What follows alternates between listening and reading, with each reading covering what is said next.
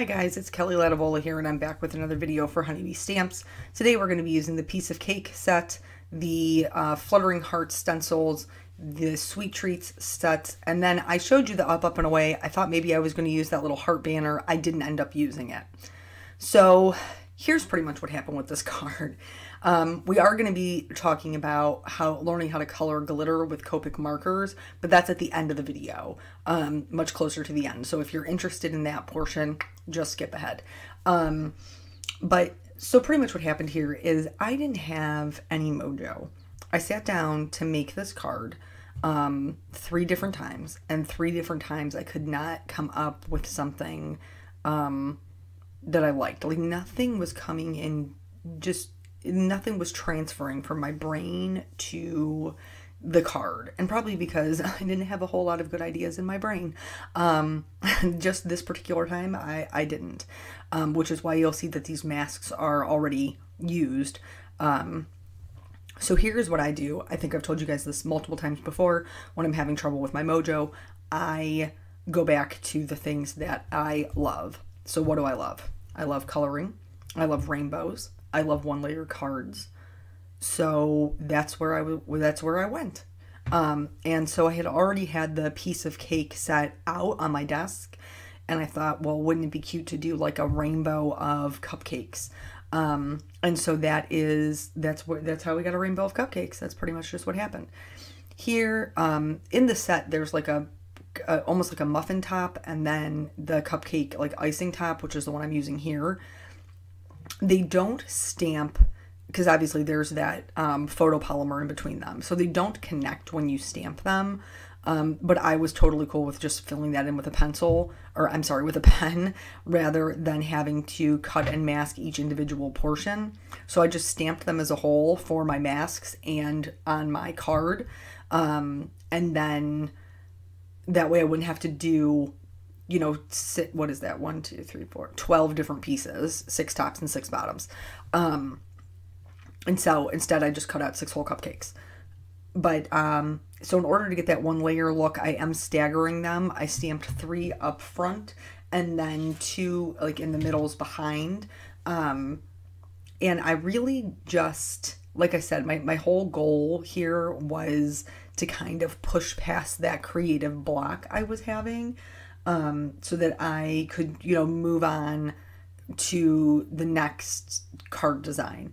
And I think sometimes a lot of people can't push through that block, or they don't know how to push through that block. And so since I have been card making for companies and for teams and things like that, I have had to find different ways to push past it. When it was a hobby, you know, and I didn't have a YouTube channel, and it was just me in my craft room, you know, making cards by myself. There was really no expectation to produce anything. Side note, we're going to go into the ink blending here, and I just wanted to show you that I did mask off the bottom of it so that none of the ink blending would get on there. I chose to do oxides because they're a little bit softer, and I wanted there to be a clear differentiation between the Copic coloring of the cupcakes, which will be much bolder, and the background. So I just picked colors, yellow, orange, pink, purple, blue. So basically I substituted my pink for my red, and I'm fine with it because I'd much rather have pink than red. And then I'm just going to take up the color that the cupcake's going to be just slightly above it. I'm not using a ton of color. I'm not trying to get a lot of saturation. I'm just putting a little bit of color down because I am going to go over it again once I have my stencil in place. So this is really just like first layer of color kind of situation. But anyway, so before this was a hobby, I would just move on to the next hobby. I had like 18 hobbies. Like I would go through a phase where I would read, and I would go through a phase where I would cross stitch, and I would go through a phase where I would card make, and I would go through a phase where I would scrapbook. That's not true. Once I found card making, I never went back to scrapbooking. I tried once, and it was excruciating. I was like, what do I do with all this space, all this 12 by 12 space? So like I would just move on to the next thing, whatever the next thing that kind of piqued my interest was. And since I started committing to other people to produce cards in whatever light that is, I have had to find ways to kind of push back that creative block. And it's always worst for me, like January, February, March, heading into spring. Those 3 months, I don't know if it's like seasonal card depression or what it is, but I'm on the struggle bus the whole time. So yeah, so anywho, find something that you love, that you know that is like your go-to thing, and then do that and see if it helps push you onto the next card or the next idea. I've already made a card since this one that was different for me, and so this really did help me kind of break that up. Here you can see the background that I created with the fluttering heart stencil. I used the smaller of the two that are included in that set. And then, you know, this card is all about the bling, all about the bling, all about the shimmer, all about the shine, the glitters, pretty much all the things that I love. And so I'm going to spatter this onto the background while the cupcakes are still masked. So it's really just on top of those hearts, that perfect pearls. So I don't know, I guess as far as story time goes, well, you know what, let me tell you just a little bit about the card first before we get into any kind of story time. There's a lot of sped up coloring in this, and I will for sure explain to you the coloring of the glitter when we get to it. Here in the beginning, I wanted my cupcakes to be like a white or a vanilla cake, and here's where I tell you guys all the time, like, don't give up if something doesn't go your way. You're gonna find out that these W grays don't go my way at all. It looks terrible. It just was not the right color combination for this. So I tried it and it didn't work. And then so I tried something else, and then that something else worked. And then I came back to the first one and fixed it. Like, if at first you don't succeed, dust yourself off and try again. To quote Aaliyah, God rest her soul. If any of you are my age, you will totally get that reference. Anywho, so then once I go through the coloring, you're going to see that I did have to speed up parts of it. It was just necessary for how much coloring is on this card, and why I did what I did with the coloring. So, what has been going on? Oh, I did mention in my other video that Nathan had been sick. So, let me paint you a picture of my day, shall I? That sounds like that will be a really super good fun time. So the other day, I was working day shift, which is already like level 5 nightmare for me, because I don't like day shift. I don't like getting up early. I don't like having to wake up to this blaring alarm, and stumbling around half asleep, feeding the dogs, letting them out, wiping their paws, all of that goodness. But nonetheless, I'm on day shift, because if I don't work day shift, I don't get to see my son in the evening. So just, you know, all of my decisions are based on him. And so sometimes that means I have to work day shift. So I'm trying to think about what happened throughout the whole day. I go to work. Everything's like basically pretty normal. You know, we're relatively busy. The guys are writing quite a few tickets, telephone calls, all that jazz. I had gotten my oil changed on Monday. This was on Wednesday. I got my oil changed on Monday. And I have a wonderful gas station, like service center that's right across the street from me. And, oh wait, back to the card. So here I'm darkening up the 2 cupcakes that are in the back to kind of push them a little bit further into the background. There would be more shadows there. Since I'm doing a central light source, like from the front, so that they would be darker in the back. But so I have a wonderful service place that's right across the street from me. They store my winter tire or summer tires when I have my winter tires on, and then they flip-flop them for me, and they'll hold my, you know, I'll be able to drop my car off in the morning when I go to work and pick it up, and it's right across the street, and it's very convenient. So anywho, I took it there for an oil change. I left work at 1 o'clock. I forgot to pack lunch because I was running late this morning. So I was just going to go to Panera and pick up like a quick half sandwich. And so I get in my car to go to Panera, and my check engine light's on. So I'm like, what the hey? So I call on my way to Panera, hey, I just had my oil changed, and my check engine light's on. And they're like, okay, bring it back. You know, can you drop it off after you're done getting your food? And I was like, yeah, that's no problem. So I get my food. I go to the service center, I drop off my car, I gather up my purse, my coffee, my food, walk across the street, and it's like a main road to go back to work. So I'm going back to work. There is people who are consistently calling. We're having some issues with a tow release. We have certain policies in place that people don't like. When you are driving under suspension, you have to have 2 people to get your vehicle out of the impound. You have to have the title or current registration. And then there's a $25 processing fee. And there's people who want to argue about this all the time, all day, every day. There's people who want, I don't need 2 valid drivers, I'll take an Uber. Well, our policy was written in whatever, like, 1990. So it doesn't allot for Ubers in there. And typically we won't turn them over to somebody with an Uber anyway, because we need to see that there's somebody to drive them to their car and somebody to drive their car home. But anyway, here's how the glitters came about. We're going back to the card. The glitters came about because if you can see on this yellow one, I kind of double stamped it. I like smudged the right hand side, and I think that's because there was still ink on it when I was placing it. So how the glitters came about was out of necessity to cover up the stamping faux pas that I already had. So we talked about that, like, don't give up on something. It's not ruined. Keep working on it. That's what happened to me here. Like, at this point, totally invested. I am not starting over again. And so I decided to make them glittery cupcake holders to mask that. As far as the shading goes, you can see here, I'm adding shading to the bottom of each layer, and then working from lightest to darkest, darkest back out to lightest. As far as the cupcake holders go, I am leaving the lightest edge on the left-hand side, adding shading to the right-hand side.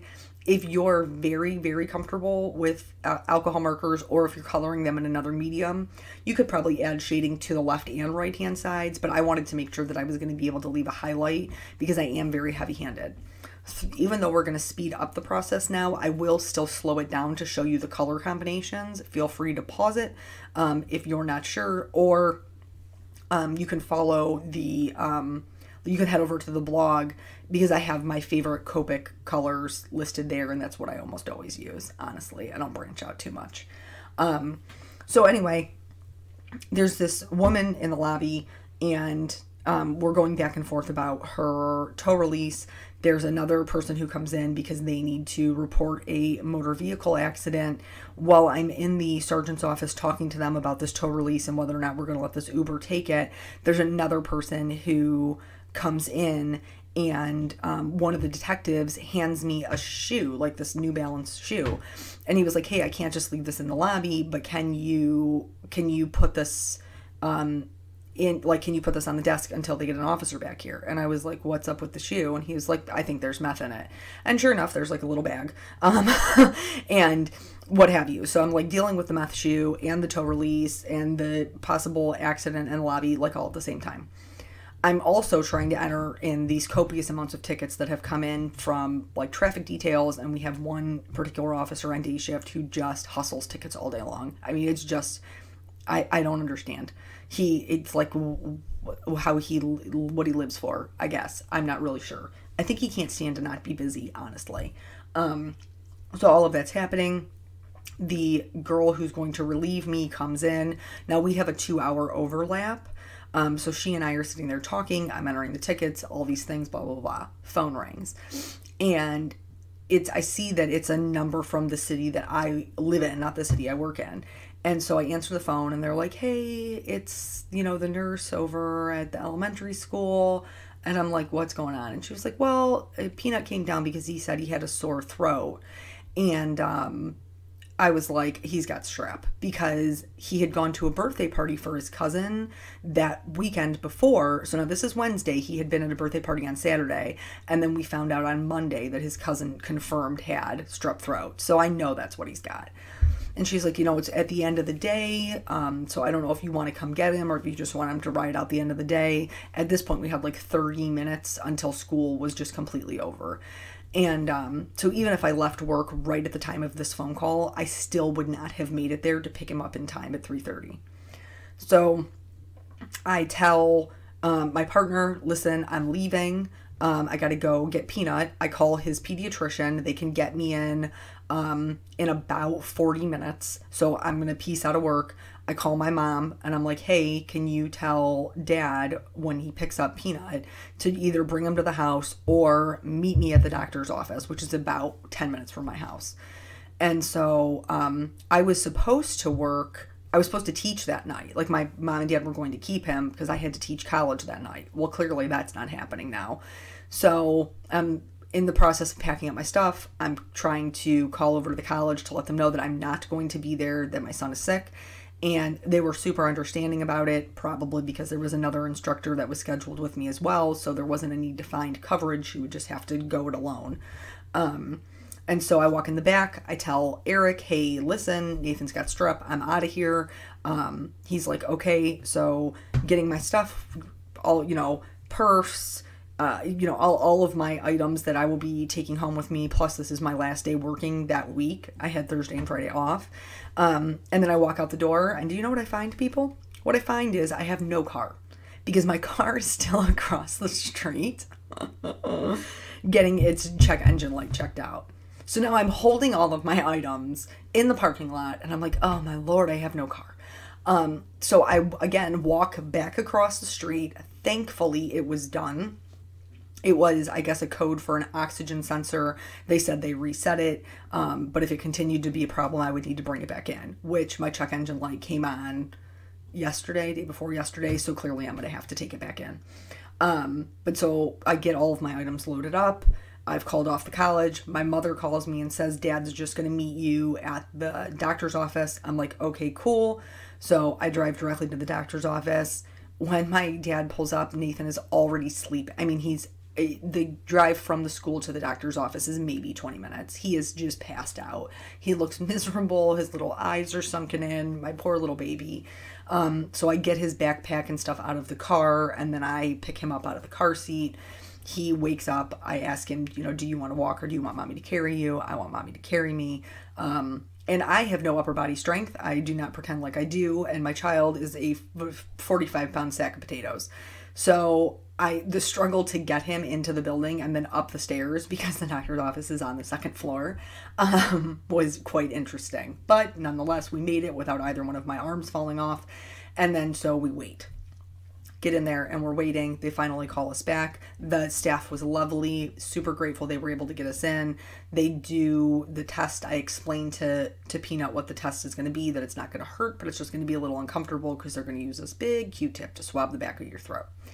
And they confirms that in fact he does have strep. So I already knew that was coming, right? I mean, yeah, it just was what it was. And I was just thankful it wasn't the flu, to be quite honest, because that's going around like crazy. And I have no interest in being a part of that at all. So they call him in a prescription.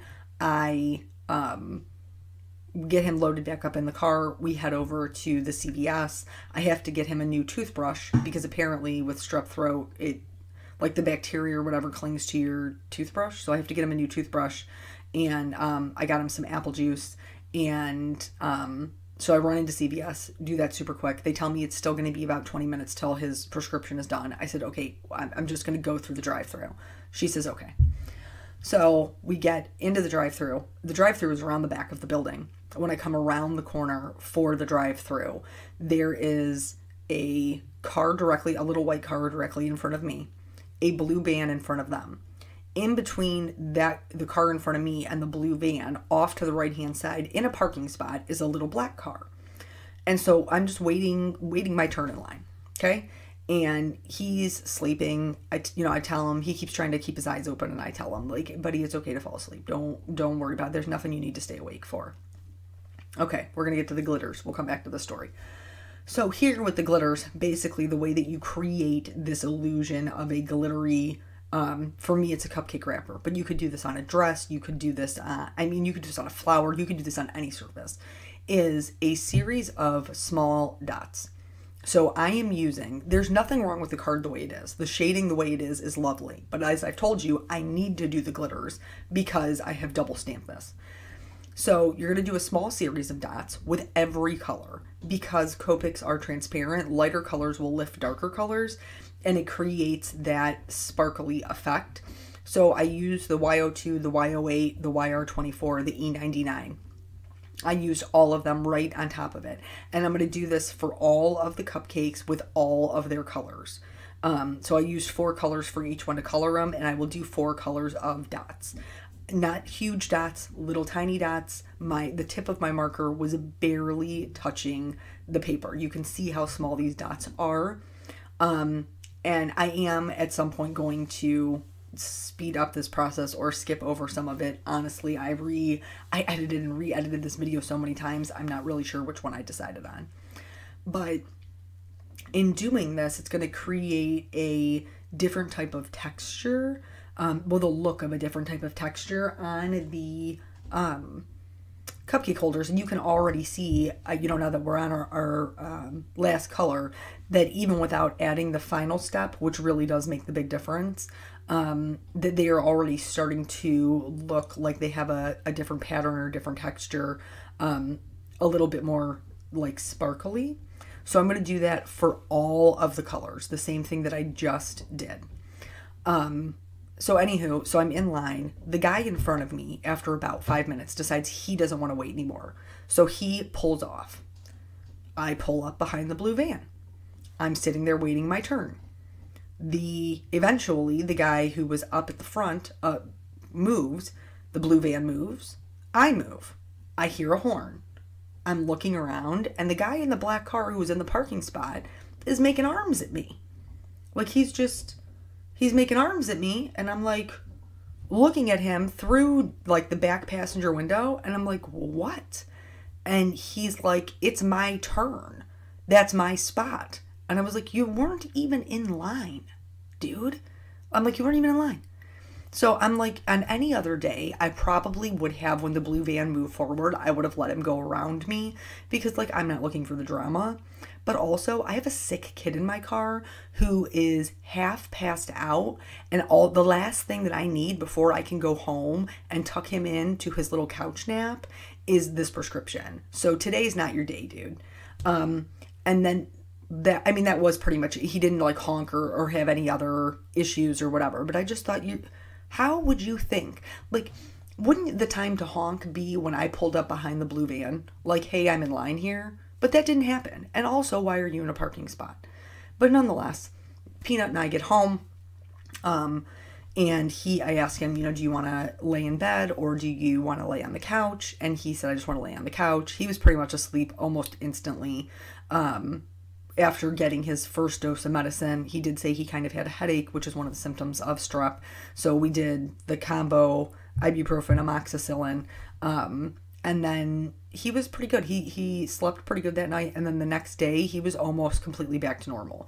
So thank God, not the flu. It was just like a crazy wild, like just a total mom day. That just, sometimes it seems like that's how it works out, those mom days. But we survived it. We survived it, and we survived strep throat, and I didn't get it, which is amazing, because he wanted me to sleep with him, and so I did. And so I was just breathing in a strep breath, because sometimes you just got to run the risk when you're a mom, right? So here we're finishing up the last blue one. And again, you can see that even just adding like those different colors, works really well. I like outlining all of my images. This is not something that you have to do. I just like the bolder line that it gives. It separates it from the rest of the background. It also gives me a chance to connect the cupcake to the wrapper, because remember we talked about when I stamped it that they weren't connected. And you can just see the difference that it makes from this yellow cupcake to the ones that are next to it. So here they're all outlined. Now here is the final, the glittery step that's really going to make the huge difference.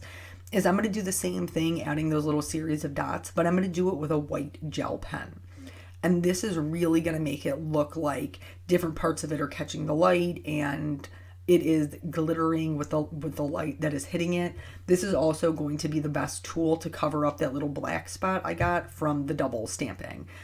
Even now, looking at the card, like as it's right in front of my face, I really cannot even notice it, and I know it's there.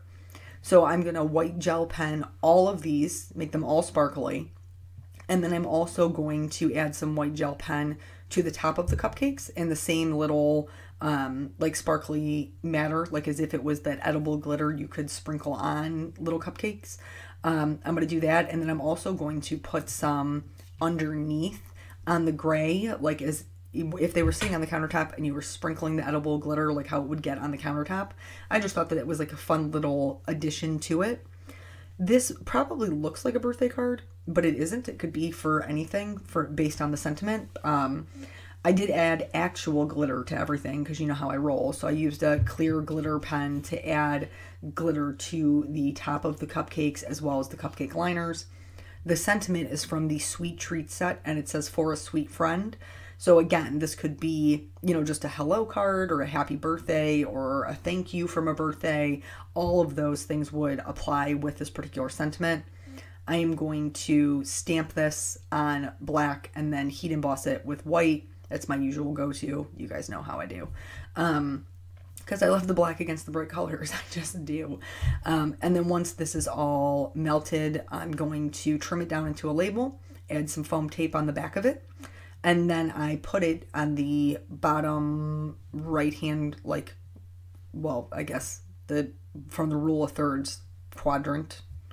And then I'm going to accent it with, it just felt very plain, with a couple of moonstone rhinestones from Honeybee. And then that's it. That's the whole card. So thank you guys so much for joining me. I appreciate it always. And I will catch you on the next video. Bye.